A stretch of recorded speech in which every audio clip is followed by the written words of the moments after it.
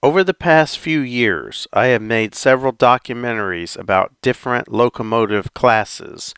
I have an entire series that I put together on Chinese steam locomotives, and I have a video about the U.S. Army S-160 Class 280, and I recently made a video about the U.S. Army S-118 Class 282 narrow gauge steam locomotives.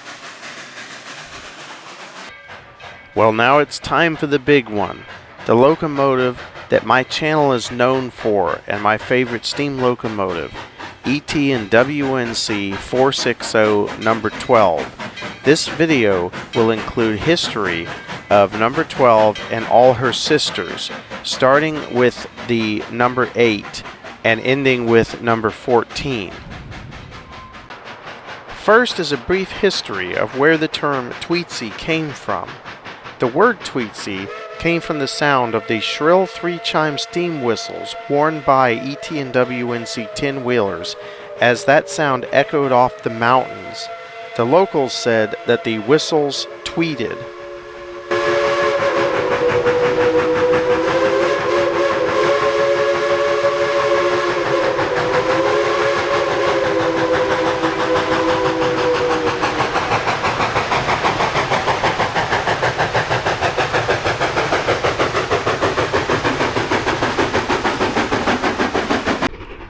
Before the 10-wheelers, the ET&WNC were using several different narrow-gauge steam locomotives, including two X Denver and Rio Grande Western 280s, and the ET&WNC decided that it was time for a new passenger locomotive. This would be the first number 8, a 460 10-wheeler, built by the Baldwin Locomotive Works in 1907. At a cost of just over $8.7 thousand. And this engine started the iconic cap stack that all ET&WNC 10-wheelers would wear throughout their lives. For many years, number 8 pulled passenger trains along the ET&WNC, and at a brisker pace than its predecessors. Number 8 was very similar to the later 10-wheelers on the railroad, other than the fact that she had a smaller boiler, Stephenson valve gear, and that the two domes were next to each other instead of being separated by the bell like the later models.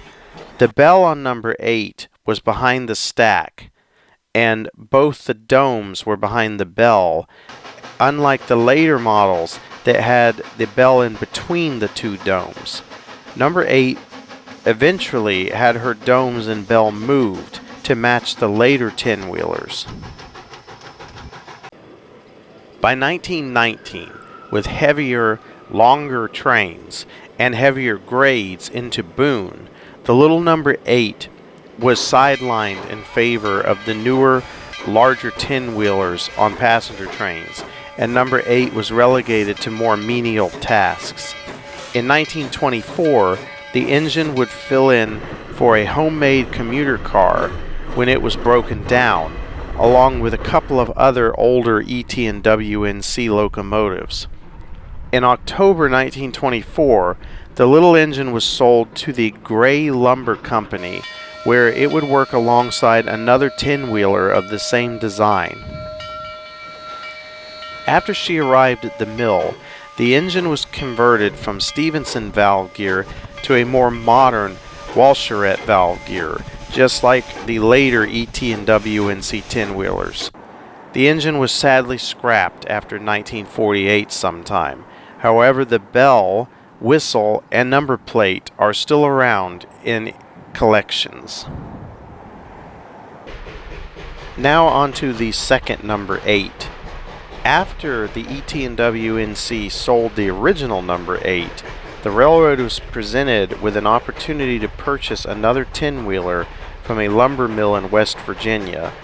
The Twin Mountain and Potomac Railroad in West Virginia owned two 10-wheelers of the same design as the ET&WNC number 9.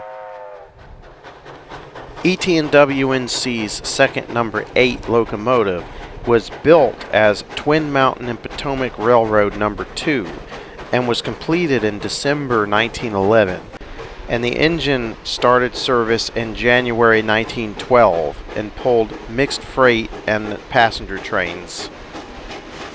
As time went by, the railroad began to lose money as the line was needed less and less in the early 1920s. Number 2's sister engine, Number 1, was sold to the Zimmerman, Leesburg, and Southwestern in Louisiana, and Number 2 was kept in West Virginia until 1925, when the railroad was officially abandoned. The little Number 2 saw a new lease on life when she was bought by the ET&WNC in January of 1925, and the engine was lettered Number 8 on arrival to the ET&WNC, with the original Number 8 having recently been sold. After arriving at the ET&WNC shops, the locomotive received a complete rebuild and was run alongside her sister Number 9 in mostly passenger service. The two locomotives were more than likely put together because of them being twin engines. This would make it so almost all the parts would be interchangeable between the two locomotives, making them easier to maintain. With the loss of business in the late 20s, the engine saw less and less work, and during the early 1930s, Number 8 suffered neglect as she was not needed as much as the other 10-wheelers and had been neglected by her previous owners as well. She was used very infrequently during the 1930s and spent most of her time in the back of the Johnson City engine house. The engine had been poorly maintained in West Virginia, and this shortened the life of the little engine significantly. Sadly, in 1939, the little 10-wheeler suffered the scrapper's torch, and that was that. With the exception of the boiler that was repurposed as a stationary boiler in Johnson City, the second Number 8 was the least used of all the ET&WNC 10-wheelers, and eventually the boiler was also scrapped. Next is ET&WNC Number 9. She was the first of the mostly identical 10-wheelers that the railroad would own. Although she was a little smaller than the later models, the engine was much larger and more powerful than the original Number 8, and she was completed by Baldwin and shipped to the railroad in May 1911 at a cost of $9,765,000. She was used as a dual-purpose freight and passenger locomotive and did this job well her entire working life. Records from the early years are scarce, so it is not known exactly what she was doing, but most say she was hauling local passenger trains out of Cranberry, North Carolina, and some local freights. The engine suffered an accident in the winter of 1916 when she collided with runaway freight cars from a botched switching job in Johnson City, Tennessee. The engine devastated the freight cars, and they were reduced to broken chunks of wood. The fireman was the only person who was hurt in the accident. His toes were severed from his foot, but he recovered and would be back at work later on. No passengers were hurt since the coaches were on the end of the train. The locomotive needed a new smoke box from this damage, and after arriving from Baldwin and being installed, the engine was shortly back in service. During the 20s, the engine would pull a first-class passenger train from Boone to Johnson City to meet the Southern Railway's train from Washington, D.C. The engine also had less run time in the 20s than Number 12 and Number 11. It is not known why this was the case. Number 9 was shown to be more efficient on fuel than Number 12, as records show that she took less coal than Number 12, even with heavier trains. Unlike the other 10-wheelers in the late 1920s and 30s, Number 9 would never be equipped with a spark arrestor or a switcher pilot. since she would never work in the Bimbrick mill that required these changes. In March of 1933, Number 9 had a low-speed collision with switcher Number 7. There was minimal damage, and Number 7's crew were found to be at fault since Number 9 was supposed to have a clear track.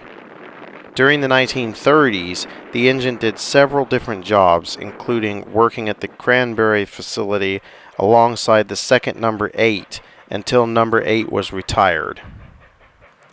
In 1940, Number 8 was stranded on a section of track outside of Cranberry.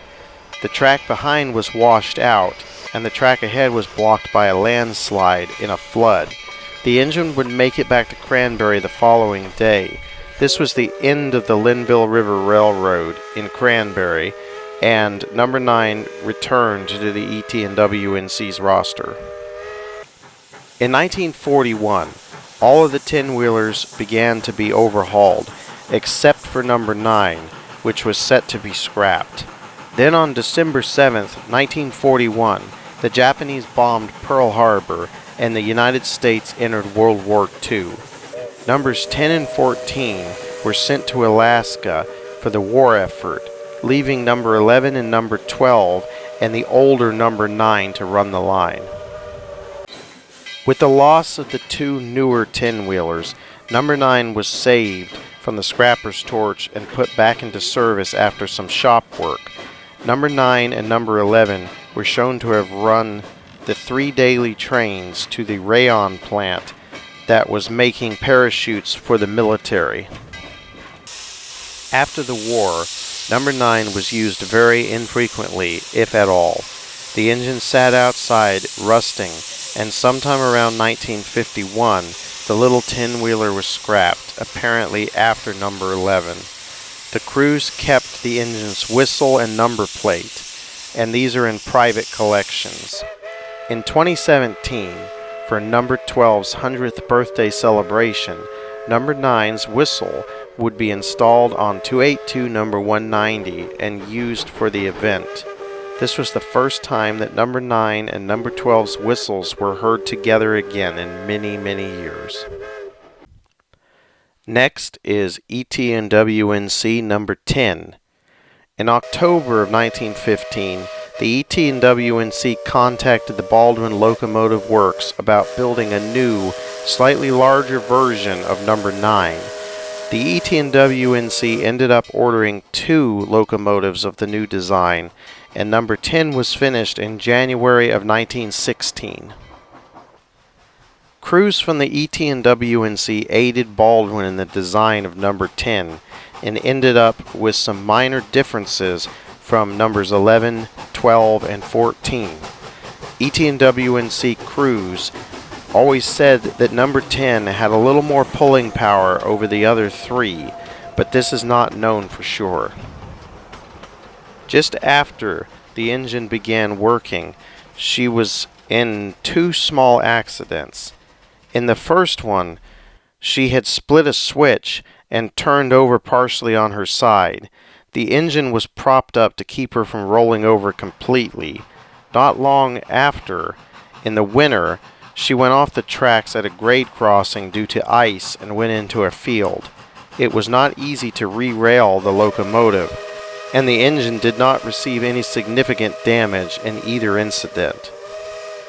Another incident happened in 1917. A new steel bridge was being built over the Watauga River, and Number 10 was on location to provide steam for the rivet crews. At some point, the firemen on Number 10 let the water get low, and part of the crown sheet was exposed.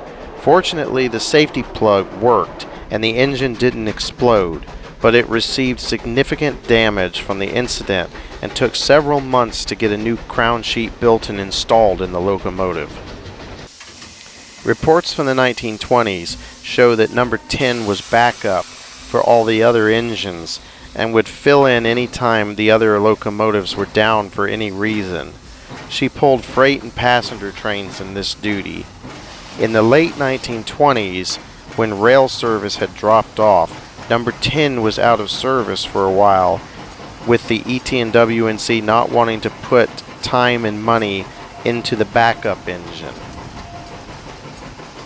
During the early to mid-1930s, the engine was in and out of light service, and repairs would often take a while with less need for locomotives.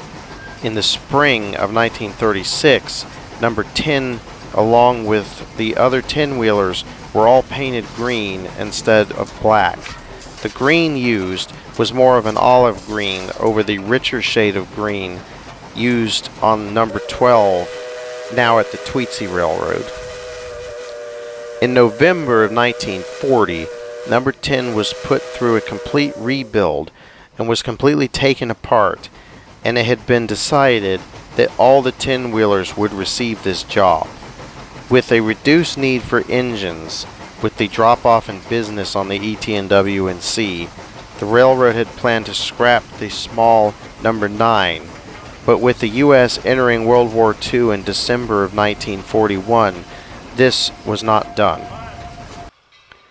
With the building of a military highway in Alaska, the U.S. Army needed many more locomotives for the White Pass and Yukon Railroad in Skagway, Alaska, and the U.S. Army came to the ET&WNC and took the two most recently overhauled engines, numbers 10 and 14. The two locomotives arrived in Alaska in August of 1942, and both engines had major work done after arrival. Number 10 began her service on the White Pass in November 1942 as a switcher in Skagway. Her and number 14 continued to be used for switching duties and lighter freight trains. At one point in February of 1943, number 10, number 71, and number 256 were pushing a rotary snowplow to clear snowed-in sections of the line when things got exciting. After 3 days of plowing the line, the rotary's drawbar was damaged, and then the number 10 ran out of water on the high bridge, causing the crew to have to drain the boiler and dump the fire. The temperature was 30 degrees below zero, and the train was left in place. Eventually, with the help of another rotary, the line was finally cleared, and the number 10 was back up and running soon after in helper and switcher service. In May 1943, number 10 and number 14 were both shipped back to the continental United States to the Northern Pacific facilities, where the engines were overhauled and changed. Both engines lost their iconic cap stacks for straight stacks, and the cabs were moved back on the frame and the boiler, and many other cosmetic changes were done. This was all done to help them work better in the bitter cold of Alaska. In October 1943, number 10 was back in Alaska as a helper engine. The engine, along with number 14, continued to do this along with other freight and switching jobs. In December of 1943, number 10 and number 14 were both assigned together in Whitehorse, since they were identical, and it made sense to have them work together for parts and repair reasons. Unfortunately, on Christmas Day of 1943, tragedy would strike the two little 10-wheelers when the engine house burned down with both engines inside. They were both heavily damaged as a result of the fire. Both engines were not repairable, and both were scrapped in Washington State in 1946. When Frank Coffey, the shop foreman of ET&WNC Railroad, purchased number 190 for the ET&WNC, he said that he stood on the side of number 10 in the river where he thought that she had been dumped. This turned out to be a different 10-wheeler and not number 10. Now on to number 11, arguably the most loved of the ET&WNC 10-wheelers. When the ET&WNC ordered number 10, they also ordered a second 10-wheeler of the same design. This would end up being number 11. She was delivered a month after number 10 to the ET&WNC in February of 1916. Number 11 was used all over the ET&WNC after arriving at the railroad, and was used in a variety of different tasks during the World War I era. Starting in 1919, she pulled freights out of Cranberry and did this for some time until around 1927. Of course, during this time, she would have been down for periods of time for maintenance work, but she worked for very long periods of time in between shop work. In February of 1929, the engine received a switching pilot, and by 1931, the engine had her stack replaced with a spark arrestor stack in favor of the normal cap stack. In the late 1930s and into the 40s, the engine was in service and seen and photographed by several rail fans during that time. The engine was usually seen pulling freight trains. Like the other 10-wheelers, number 11 was painted green by this time in her life.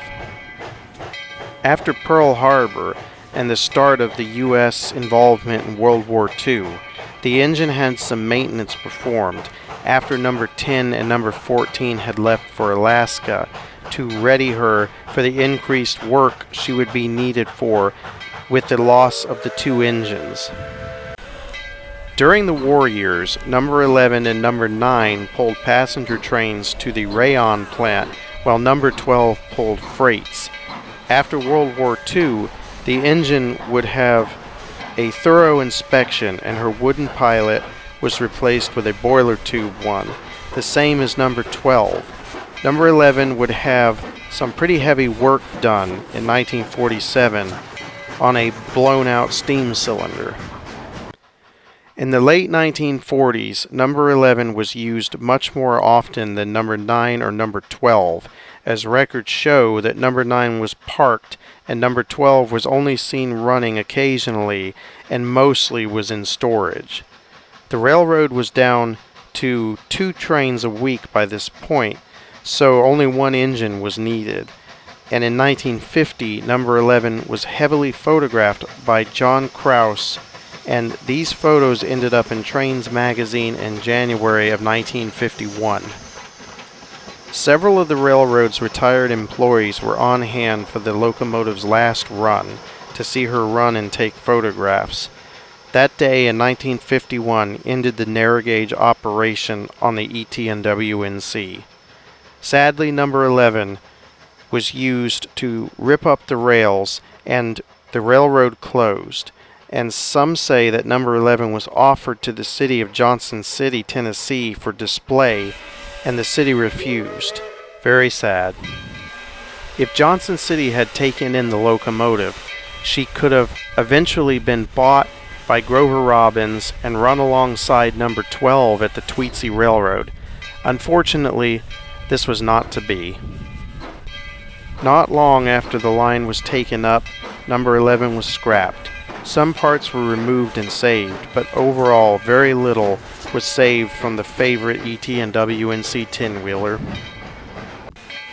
Now onto the engine that would defy all the odds and end up as an iconic locomotive in North Carolina and end up on the National Register of Historic Places, the famous Tweetsie Railroad 460 10-wheeler number 12. After the success of the larger 10-wheelers of number 10 and number 11, the ET&WNC ordered another locomotive of the same design in October 1916. With delays in manufacturing caused by World War I, the locomotive was not finished until February of 1917, and she arrived at the ET&WNC later that month and began working mostly in passenger service out of Johnson City, Tennessee. She performed this task until around 1923, only not doing the work when she was down for regular maintenance or repairs. Also in 1923, the engine was repainted black in favor of the olive green she had from the factory.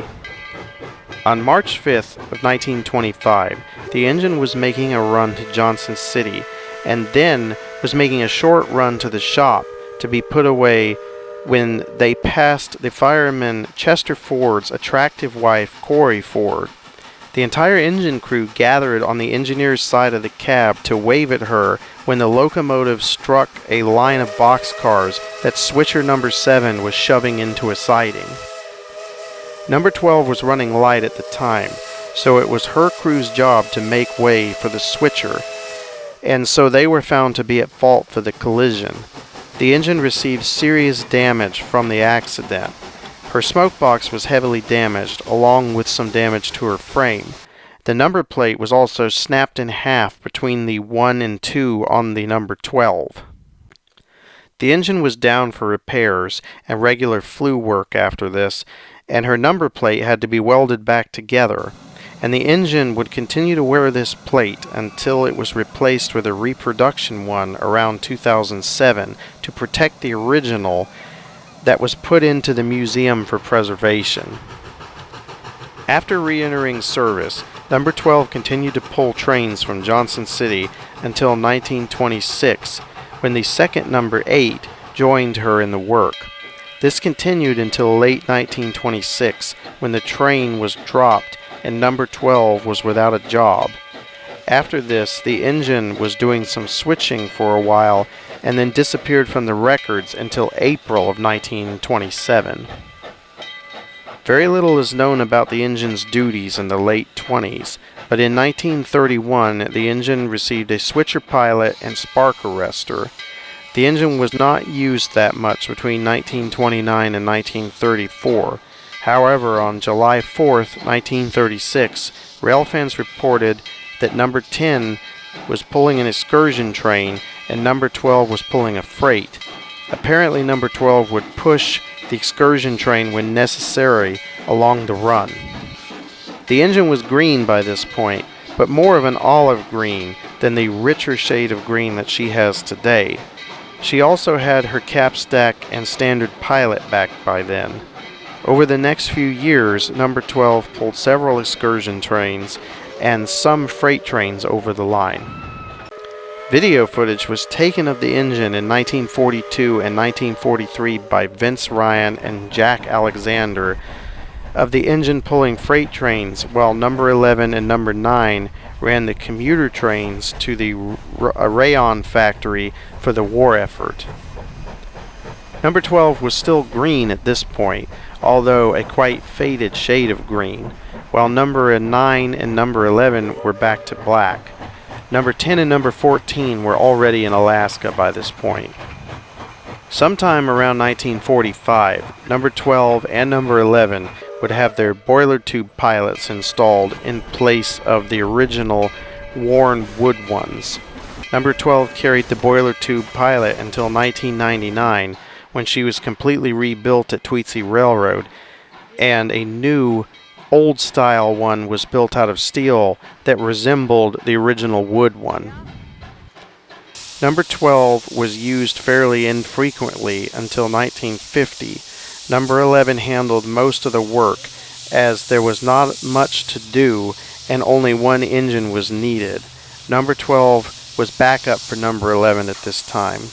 Number 11 ran the final trains on the ET&WNC narrow gauge until the line and number 11 were scrapped. However, good fortune would smile on number 12, as she was stored in the Johnson City engine house and not scrapped.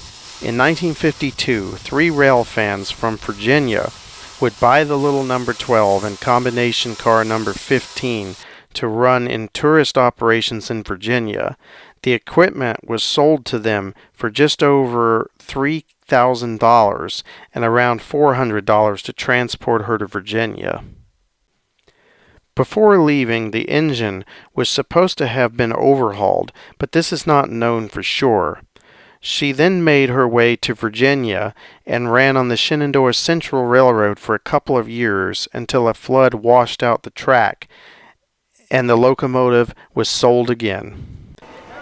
This time she was sold to country star Gene Autry, but Autry found it to be too expensive to move the engine to California, and so she was sold again to Grover Robbins and had her trucked to North Carolina for the new ET&WNC Railroad theme park. The locomotive was moved by the Moss Trucking Company, and it was a huge undertaking getting the engine onto North Carolina rails in Blowing Rock. But eventually, she was there and began running for the Tweetsie Railroad on July 4th, 1957.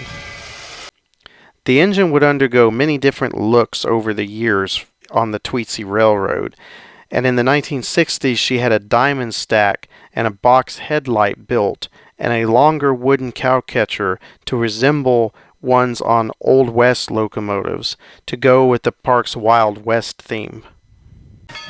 In the 1960s, number 12 would be joined by White Pass and Yukon Railroad 282 number 190, and the two have run together ever since. It's interesting to think that in the 40s, number 10 and number 14, the two sister engines of number 12, would have run alongside number 190 and number 192 on the White Pass and Yukon, and now number 12 runs alongside number 190 in North Carolina all these years later. Number 12 is currently out of service for some major boiler and firebox work, but she will steam again soon enough. Number 12 is the only surviving steam locomotive from the ET&WNC's narrow gauge line, and she is and always will be my favorite steam locomotive.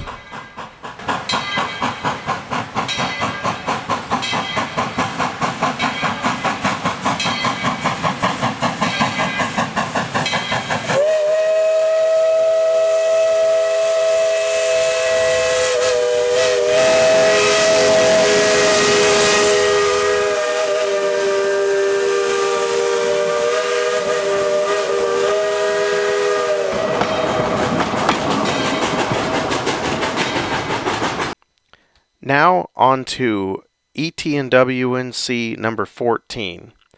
In September of 1919, the ET&WNC would receive their final locomotive. Number 14 was a copy of numbers 10, 11, and 12. There was no number 13, and like the others, number 14 was built by Baldwin, and she began operations on the ET&WNC in December of 1919. From 1920 to May 1921, the engine would pull freight and passenger trains. However, after that, records show that the engine was working very infrequently on the ET&WNC for the next 5 years. This is very strange for the newest locomotive to the fleet. This may be because the ET&WNC did not keep records on the Linville River branch, and she was seen on that line during that time, so it is likely that that is where she ran most of the time until around 1925. The engine was sometimes known as the Mystery 10-wheeler around that time due to the lack of records of her operations.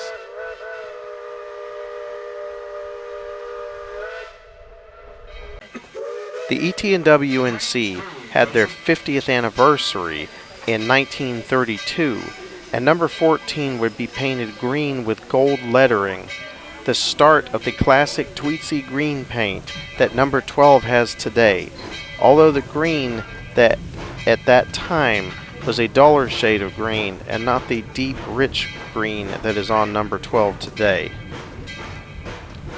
The locomotive pulled a special excursion over the line from Boone to Johnson City to commemorate the 50th anniversary of the railroad. Number 14 was also the only ET&WNC engine to spend more of her career on the railroad in green instead of black. In the early 1930s, number 14 became the normal power for the Boone train, taking the assignment from the older number 9 that had run this train for years. At this point, the railroad was run by Clarence Hobbs, who was cleaning up the line in the locomotives, and number 14 was the first to get a brand new green with red trim and graphite smoke box and new stripes on the boiler, domes, and other parts. She must have looked very sharp like this. After this, She was in and out of service until January 1942, when she was due for a major rebuild, and the engine was in the shop until May. After that, the U.S. Army chose to take number 14 and number 10 to work in Alaska on the White Pass and Yukon Railroad to help build a military highway for the war effort. The two engines arrived in Alaska on a ship in August 2nd of 1942, and after that the engines went into the shop and were there for 2 months. This is strange since they had just been shopped at the ET&WNC. There is evidence that the locomotives had some firebox damage that was caused during testing, and it is unknown if this occurred at the ET&WNC facility or by White Pass and Yukon crews not knowing all the details of the engines and making a mistake during testing. In Alaska, the engines were changed in appearance. The running boards were extended and had steps down the pilot for switching reasons, and a footboard took the place of the original wooden cowcatcher. The engine started service for the White Pass in October 1942 and did various tasks for the line, including freight and switching duty. In October 1942, number 14 was assigned to a passenger train to Whitehorse, a prestigious job for the little 10-wheeler. This was a one-off run, though, and she was soon back to switching duty in Whitehorse. She also helped with the freights up the 4% grade out of Whitehorse and then returned. She continued to be a switcher in Whitehorse until 1943. After that, number 14 and her sister number 10 were sent back to the lower 48 states for a rebuild in the northern Pacific shops. At this time, the engines had more insulation installed around the smoke box and boiler to help with the extreme cold in Alaska. A larger straight stack replaced the iconic cap stack, and a snowplow was installed. The cab was also moved back on the boiler frame to make it easier for the crew to communicate, since the boiler originally ran all the way to the back of the cab. The work was very extensive, with so much modification, and the engines were not completed until August of 1943. They were back in Alaska in October of 1943, and a Northern Pacific worker said they basically built brand new engines under the old bells. Number 14 returned to the White Pass and Yukon as a helper on the White Pass summit, and by the end of November, she was back to switching duties in Whitehorse. Christmas Day was the only day off for the White Pass crews, and on that day in 1943, with number 14 and number 10 in the engine house, disaster struck when the house caught fire and burned to the ground, severely damaging both locomotives inside. Both number 14 and number 10 were sent back to the continental United States in 1946 for the inevitable scrapper's torch.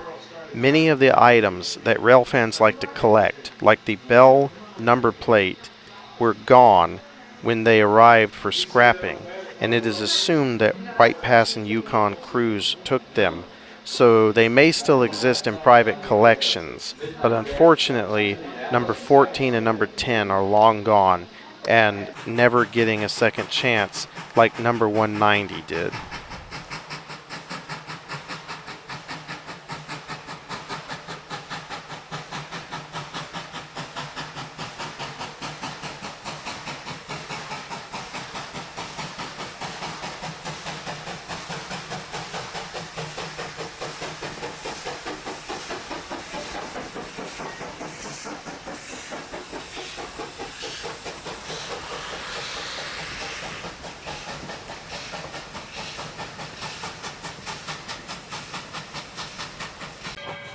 The ET&WNC 10-wheelers had tractive effort anywhere from 15,350 pounds on the first number 8 up to 19,200 pounds on the number 14.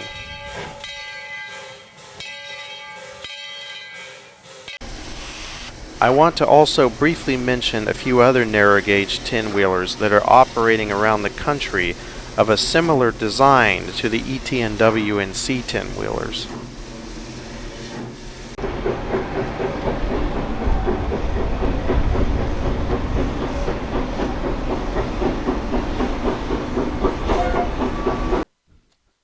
There were also 3 copies of ET&WNC No. 9 that were built by the Baldwin Locomotive Works and sold to Cuba. They survived until around 1998, when the Communist Party in Cuba decided that the engines were receiving too much attention from foreigners and they were scrapped. This is such a shame that copies of an ET&WNC 10-wheeler survived all the way up until the end of the 20th century only to be scrapped. Between 1917 and 1925, several 10-wheelers were built for Mexico by the Baldwin Locomotive Works of a very similar design to the ET&WNC ones. 3 of these still exist, and 2 of them run at Walt Disney World Railroad. Number 1, the Walter E. Disney, originally number 274,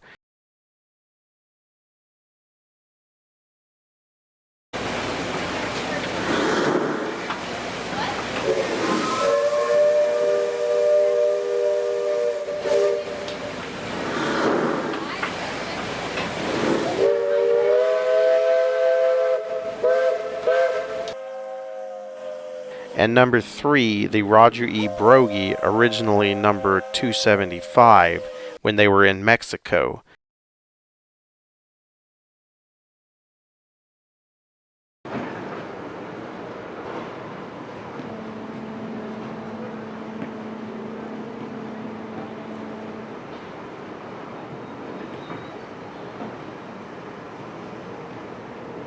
Number 270 is still in Mexico in its original look and is apparently receiving some cosmetic restoration.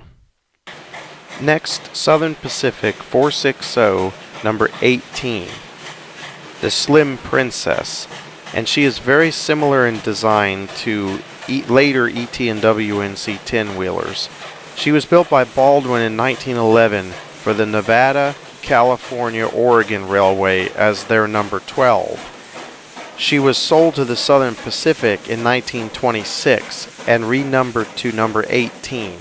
She ran for them for years until retirement. In 2017, she was rebuilt to running condition in California, and in 2019 through 2021, she ran on the Durango and Silverton Railroad off and on. Unlike the ET&WNC 10-wheelers, she is an oil burner. Next is Huckleberry Railroad 460 number 152, and she is a 10-wheeler of similar design to ET&WNC ones as well. She was built by Baldwin in 1920 for the U.S. government and ended up helping with the construction of the Alaska Railroad. She then went to the White Pass in Yukon, but may have never operated there. She is currently operational at the Huckleberry Railroad. Last is Rio Grande Southern number 20, a 460 built by Alco in 1899. She is very similar in design to the ET&WNC 10-wheelers, although considerably older and not built by Baldwin. She first ran on the Florence and Cripple Creek Railroad and then the Rio Grande Southern. She is now operational at the Colorado Railroad Museum, and she ran at the Cumbres and Toltec Scenic Railroad in 2021.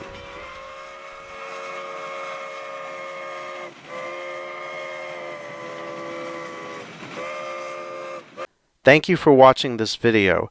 This was the most difficult documentary that I have made to date, with the amount of research that I had to do to make this video. Please like and subscribe.